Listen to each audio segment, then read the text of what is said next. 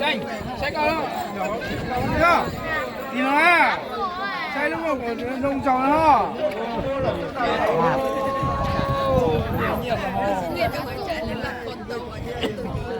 Gì cả?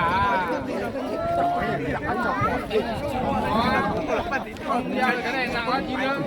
Ngập xuống này.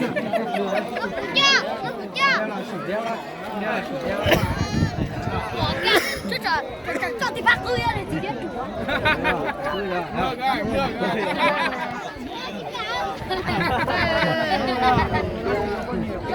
con chưa là cái này chỉ phải xiết rồi chỉ phải xài từng mấy nhỏ ấy nó thôi con chặt đồ hả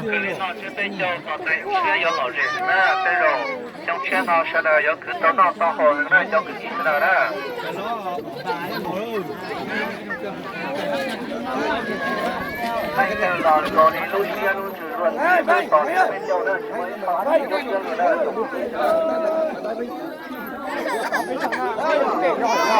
nhà này cái mình有去背一点啊，背老高，就我去背。ไปเลยไปเลย 喂，我喂，我不地。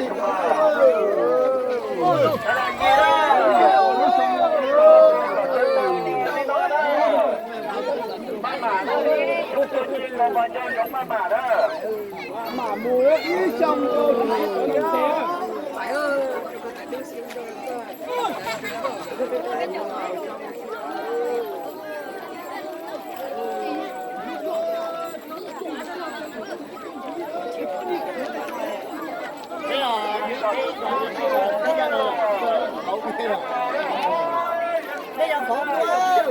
à chút tiền đâu liền đã trời chả tao nào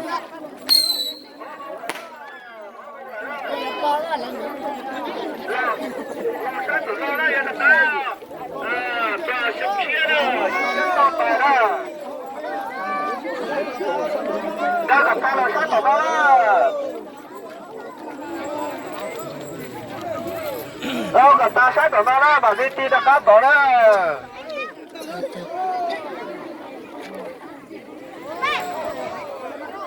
đi nó xa xuống chia rồi đó. Phải đâu, đã cá rồi, đi một đôi sát xuống chia rồi đó. Bên kia lên đó một đôi sát đã chơi tỏi lo mua là thế nào đó.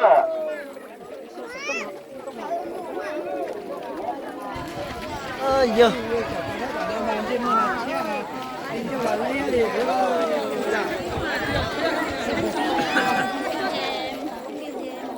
phải lọt xuống mặt cho nó là bờ la làm chơi ha